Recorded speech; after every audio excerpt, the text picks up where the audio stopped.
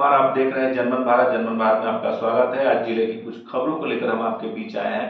दरअसल आज जो है सबसे पहले हम बातचीत करेंगे जन स्वराज की। जन स्वराज के प्रदेश अध्यक्ष मनोज भारती आज मुजफ्फरपुर पहुंचे। तुर्की चौक पर उनका भव्य स्वागत किया गया। कार्यकर्ताओं द्वारा ढोल नगाड़े और फूल मालाओं से उनका स्वागत किया गया। वह पार्टी कार्यालय पहुंचे, जहां पर उन्होंने संगठन विस्तार पर कार्यकर्ताओं के साथ एक बैठक आयोजित की गई, जिसमें आगामी 2025 के विधानसभा चुनाव की रणनीति पर चर्चा हुई। उन्होंने बताया कि किस तरीके से वह अन्य पार्टियों से अलग एक नए बिहार की कल्पना कर रहे हैं और नया बिहार बनाने की बात कर रहे हैं। उन्होंने कहा कि संगठन के विस्तार पर चर्चा के साथ यह भी निर्णय लिया जा रहा है कि किस तरह का जो है वह कैंडिडेट जो है उतारा जाए। इसे लेकर पार्टी मंथन कर रही है और आगामी 2025 के विधानसभा चुनाव में पूरी ताकत के साथ बिहार के भविष्य को लेकर उतरेगी। जन सुराज, जन सुराज, जनता का सुंदर राज, जन सुराज, जन सुराज, जनता का सुंदर राज, जन सुराज, जन सुराज, जनता का सुंदर राज, जन सुराज। देश पर अपना स्थान ग्रहण करें। जय बिहार, जय बिहार, जय बिहार, जय बिहार, जय बिहार, जनता का सुंदर राज, जन सुराज, जन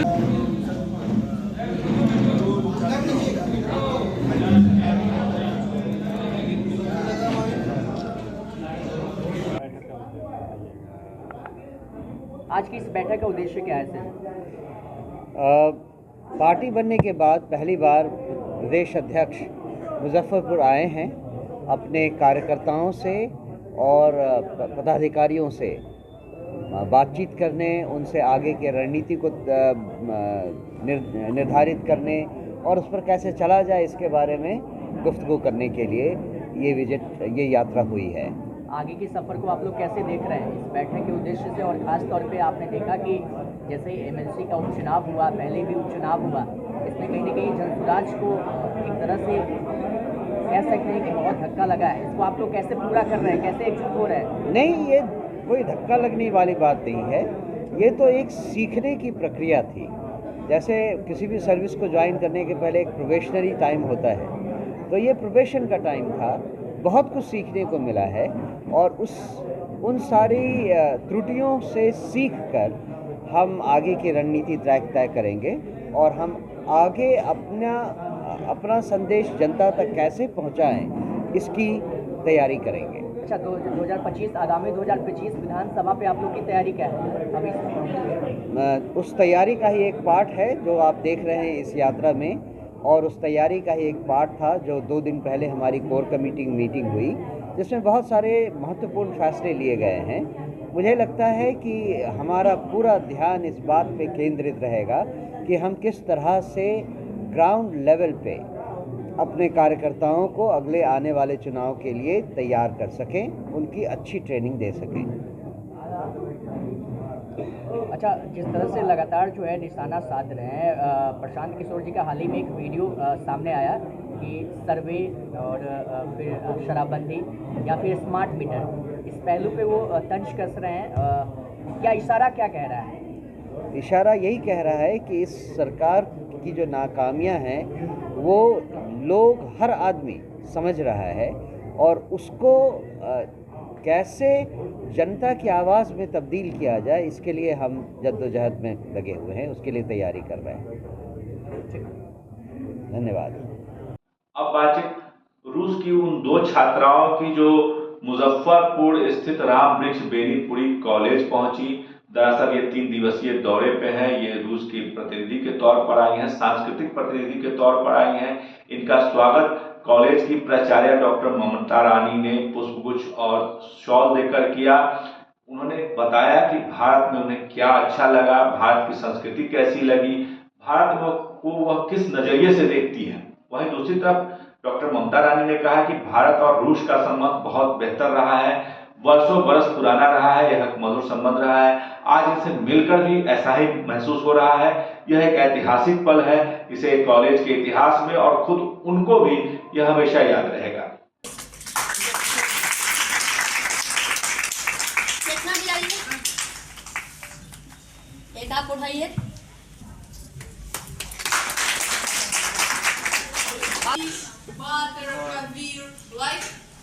to also tell you some feelings. So next picture. Opportunity to talk about Russian culture and language and to be here. So thank you so much for this session with students. We really like it. We are glad to be here to talk with students, to talk about our culture, about our language, and also it is interesting to know more about Indian culture, about your country. It is interesting, really. Thank you. Yeah, Dhanyavad. Whole country, for example, the snowfalls. So we wear these ones, winter shoes, валенки. हमारे पड़ोसी राज्य देश रसिया से 2 मेहमान हमारे यहाँ आई हैं। हमारी यूनिवर्सिटी में रसियन विभाग है, उनका 3 दिनों का कार्यक्रम है। उसी सिलसिले में आज रामवृक्ष बेनीपुरी महिला महाविद्यालय में आई हैं और यह एक कल्चरल एक्सचेंज प्रोग्राम है, सांस्कृतिक आदान प्रदान कहिए। उनके यहाँ के रीति रिवाजों को हम जानेंगे, हमारे यहाँ के रीति रिवाजों को वो जाने। उन्होंने अपने देश के बारे में बताया। यहाँ खालिस मिथिलांचल में उनका गाना धन्य धन भूमि आज है पाहुन छथिन आयल से यहाँ की छात्राओं ने उनका स्वागत किया है। हमने अंगवस्त्रम से उनका स्वागत किया है और उन्होंने अपने देश के संगीत के बारे में, खान पान के बारे में हम लोगों से अपने अनुभव साझा किए हैं और उनको यहाँ आकर के बहुत अच्छा लगा, छात्राओं से बातचीत करके, और उनको यहाँ का परिसर बहुत वाइब्रेंट लगा, ऐसा उन्होंने बताया। छात्राओं को कितना लाभ होगा इससे? छात्राओं के मन में जिज्ञासा जगेगी। कोई ऐसी घटना होती है तो वो और पढ़ना चाहेंगी, इसके बारे में और जानना चाहेंगी। आगे इनमें से कोई चल कर के एम्बेसडर बने, कोई कल्चरल एक्सचेंज में यूनिवर्सिटी के जाए एक दूसरी जगह पर, तो उनको और इससे प्रोत्साहन मिलेगा कि वो डिफरेंट लैंग्वेजेस सीखें, डिफरेंट देशों के बारे में जानें। इस तरह का प्रोग्राम आगे भी होगा? बिल्कुल होगा, छात्राओं के लिए है, छात्राओं की बेहतरी के लिए जो भी बन पड़ेगा हम लोग आगे करेंगे। हमारे वाइस चांसलर ने तो MOU भी साइन किया है कल्चरल एक्सचेंज के लिए, एकेडमिक एक्सचेंज के लिए, तो बिल्कुल होगा। अब बात भूमि संबंधी है। दरअसल ये मामला जो है कांटी प्रखंड का है। कांटी प्रखंड के शेरना निवासी अखिलेश कुमार का कहना है कि उनके पूर्वजों की जमीन को कांटी के सीओ भूमिहीनों के बीच बांट रहे हैं। यही कारण है कि उन्होंने न्यायालय के दरवाजे पर दस्तक दी है, उन्होंने न्यायालय का दरवाजा खटखटाया है। उनके अधिवक्ता जो है SK झा, उन्होंने कहा है कि इसे लेकर वह हाईकोर्ट जाएंगे, वह हाईकोर्ट में एक रीट याचिका दायर करेंगे ताकि इस तरह की जो अराजकता है उस पर अंकुश लगाया जा सके। मामला है कि जमीन जो है सो मेरा निजी ज़मीन है। मेरे बाबा 1972 में उसको गांव के ही एक आदमी से केवाला कराए थे। उस समय से अभी तक हम लोग के दखल कब्जा में है। कांटी CO का कहना है कि हम आपके ज़मीन में से गरीबों भूमिहीनों को पर्चा देंगे, इसमें बसाएंगे। उनके पास क्या प्रूफ है कि ज़मीन आपका नहीं है? कैसे दावा कर रहे हैं? उसका हमको अभी तक कोई पता नहीं। आप क्या किए आगे? CO से मिले, बोले कि हम तो पर्चा देंगे, पर्चा है। DM साहब को आवेदन दिए? हाँ, DM साहब को आवेदन दिए हैं, आगे देखते हैं। जमीन पर इनका दखल कब्जा सब कायम है। अब लिख करके दिया है अंचल कार्यालय कांटी 2/8/2024 को कि उक्त भूमि का रैयत फलाने आदमी है, इनके बाबा हैं। कहता है कि इसे नहीं जो है ये जमीनमा में से हम जो है ना भूमिहीन को ये जमीन सब बांटेंगे। प्रस्तुत मामला ग्राम शेरना, थाना कांटी, जिला मुजफ्फरपुर से संबंधित हैं। जो शिकायतकर्ता हैं अखिलेश कुमार, इनका अपना जो है पैतृक ज़मीन है जो इनके बाबा ने 9/9/1972 को गांव के ही स्वर्गीय राजेंद्र ठाकुर से ज़मीन खरीदे हुए थे। वह ज़मीन का स्टेटस रिपोर्ट जो है वर्तमान में 2/8/2024 को अंचल कार्यालय कांटी के द्वारा यह दिया गया कि उक्त ज़मीन का रैयत जो है हेमनारायण ठाकुर पिता खखनू ठाकुर के नाम से है, जो कि अखिलेश जी के बाबा हुए। लेकिन इसके बावजूद अंचलाधिकारी कांटी के द्वारा यह कहा जा रहा है कि यह ज़मीन आपकी निजी ज़मीन है, लेकिन हम इसको जो है भूमिहीन को हम इस पर पर्चा जो है बास्केट पर्चा काटेंगे और भूमिहीन के बीच में आपकी निजी ज़मीन को हम डिस्ट्रीब्यूट करेंगे।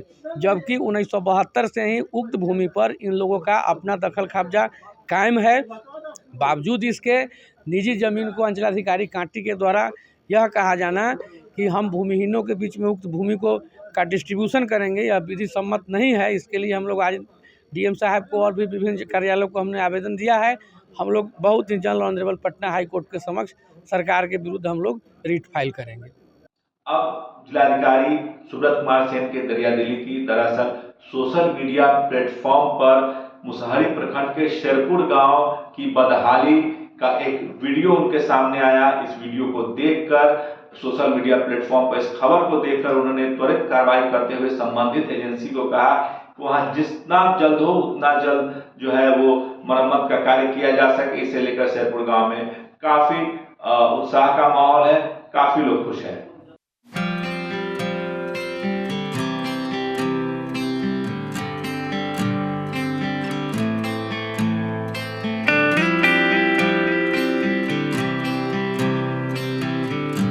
सदर थाना क्षेत्र की करेंगे, जहां एक निजी स्कूल की बस जो है वो ट्रक से टकरा गई।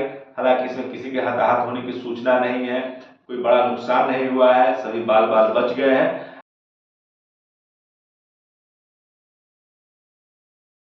आज की कड़ी में बस इतना ही। अगली कड़ी में फिर मुलाकात होगी कुछ नई खबरों के साथ। तब तक हमारे चैनल को सब्सक्राइब करें, लाइक करें और शेयर जरूर करें।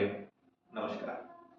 पढ़ाई वही जो नौकरी दिलाए, इसीलिए Doon institute of nursing and paramedical sciences लाए हैं मेडिकल फील्ड से जुड़कर आगे बढ़ने का मौका। BSc nursing, GNM, ANM courses के साथ प्लेसमेंट असिस्टेंस और हॉस्टल एंड बस फैसिलिटी उपलब्ध। SKMCH मेडिकल कॉलेज और सदर अस्पताल में ट्रेनिंग और बिहार स्टूडेंट क्रेडिट कार्ड के द्वारा 4 लाख तक के लोन की सुविधा भी। विजिट NH22 फकुली चौक के नजदीक मुजफ्फरपुर।